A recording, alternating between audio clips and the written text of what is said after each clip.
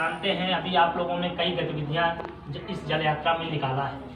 आप लोगों ने इस जल यात्रा के माध्यम से कई चीज़ें सीखा होगा। आप लोग ही अभी नारा दे रहे थे कि जल ही जीवन है।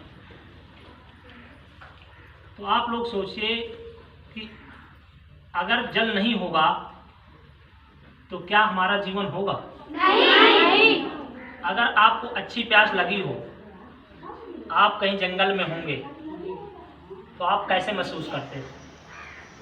या कैसा भी हो, आपको अगर अच्छी प्यास लगती है तो आप क्या